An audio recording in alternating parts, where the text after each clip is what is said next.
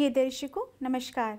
आइए सुनते हैं आज के मुख्य समाचार। सेल आरएसपी द्वारा कलिंग वीर बीजू बाबू को श्रद्धांजलि अर्पित। सेल राउरकेला इस्पात संयंत्र ने वित्तीय वर्ष के पहले 11 महीनों में नए उत्पादन रिकॉर्ड बनाए। और सेल आरएसपी में अंतर्राष्ट्रीय महिला दिवस के उपलक्ष्य में बुद्धि, वाक्पटुता, शालीनता और ज्ञान को परखने हेतु जलवा प्रतियोगिता आयोजित। अब समाचार विस्तार से।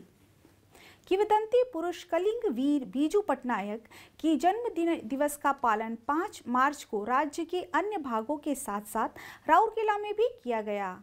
सेल राउरकेला इस्पात संयंत्र के निर्देशक प्रभारी श्री अतनु भौमिक, कार्यपालक निर्देशक कार्मिक एवं प्रशासन श्री पी के सतपति एवं राउरकेला इस्पात संयंत्र के कई अन्य वरिष्ठ अधिकारियों और इस्पात शहर के प्रतिष्ठित व्यक्तित्वों ने सेक्टर 2 स्थित बीजू पटनायक चौक पर महान नेता की प्रतिमा पर पुष्पमाल्य अर्पण कर श्रद्धांजलि अर्पित की। एक साहसी राष्ट्रवादी, एक क्रांतिकारी नेता, एक अंतर्राष्ट्रीय स्तर के ख्याति प्राप्त राजनीतिज्ञ, एक उत्साही उद्योगपति और मानववाद के एक समर्थक होने के साथ साथ कलिंग वीर बीजू पटनायक को आधुनिक ओडिशा का निर्माता भी कहा जाता है। राष्ट्र के प्रति उनके अप्रतिम प्रेम के लिए उन्होंने न केवल ओडिशा वासियों बल्कि भारतवर्ष के लोगों के दिलों में भी अपना एक विशिष्ट स्थान बनाया है। महारत्न कंपनी सेल की इकाई राउरकेला इस्पात संयंत्र आरएसपी ने वित्त वर्ष 2022-23 के पहले 11 महीनों में मुख्य उत्पादन क्षेत्रों के ग्राफ को ऊपर रखा।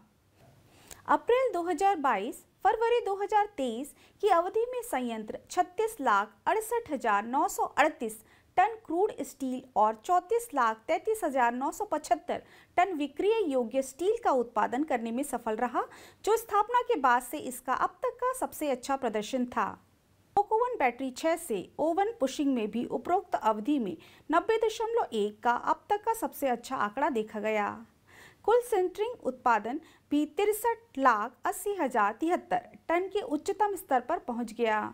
इन सभी क्षेत्रों में पिछला सर्वश्रेष्ठ प्रदर्शन पिछले वित्तीय वर्ष की इसी अवधि में हासिल किया गया था। दूसरी ओर विक्रय योग्य इस्पात का प्रेक्षण वित्त वर्ष के पहले 11 महीनों में 34,44,246 टन के सर्वकालिक उच्च आंकड़े को छूने में सक्षम रहा। आगामी अंतर्राष्ट्रीय महिला दिवस के समारोह के उपलक्ष्य में 3 मार्च को सेल आरएसपी के मानव संसाधन विकास केंद्र में कर्मचारियों की बुद्धि, वाक्पटुता, शालीनता और सांस्कृतिक विरासत के ज्ञान का परीक्षण करने के लिए जलवा नामक एक प्रतियोगिता आयोजित की गई। प्रतियोगिता में 20 से अधिक महिला एवं पुरुष कर्मचारियों ने भाग लिया। देश के विभिन्न क्षेत्रों में पारंपरिक परिधान पहने प्रतिभागियों ने रैंप पर कदम ताल किया, उस संस्कृति के बारे में बात की जिसका वे प्रतिनिधित्व कर रहे थे और निर्णायक सदस्यों के पेचीदा सवालों के जवाब दिए। मुख्य महाप्रबंधक SMS1 श्री आर के पात्रा, मुख्य महाप्रबंधक RMHP श्री SS रायचौधरी और मुख्य महाप्रबंधक CNIT श्री के सेनगुप्ता प्रतियोगिता के निर्णायक गण थे। मुख्य महाप्रबंधक HRD सुश्री राजश्री बनर्जी ने सभा का स्वागत किया और प्रतियोगिताओं के नियमों के बारे में विस्तार से बताया। वरिष्ठ प्रबंधक HRD सुश्री अन्नपूर्णा बेहरा एवं उप महाप्रबंधक RCL श्री बटा कृष्णगिरी ने कार्यक्रम का संचालन किया। प्रतिभागियों ने न केवल अपने सुंदर परिधानों और रचनात्मक प्रस्तुतियों से दर्शकों का मन मोह लिया, बल्कि उनके जोश, उत्साह और मजाकिया अंदाज ने दिए गए सवालों से दर्शक हंसते हंसते लोटपोट हो गए। आजादी का अमृत महोत्सव 2.0 समारोह के तहत सेल राउरकेला इस्पात संयंत्र ओडिशा के स्वतंत्रता सेनानियों और सुप्रसिद्ध व्यक्तित्वों पर समाचारों की एक कड़ी प्रस्तुत कर रहा है। आज के व्यक्तित्व हैं श्री गुरु मागुड़ी चरण दास।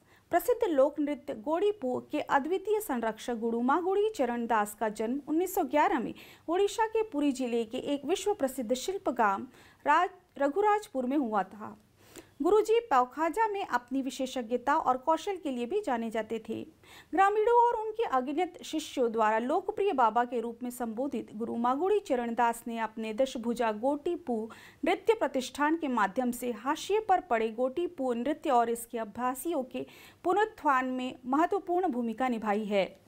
उन्होंने 1975 में प्राचीन गुरुकुल प्रणाली के मॉडल पर संस्था की स्थापना की।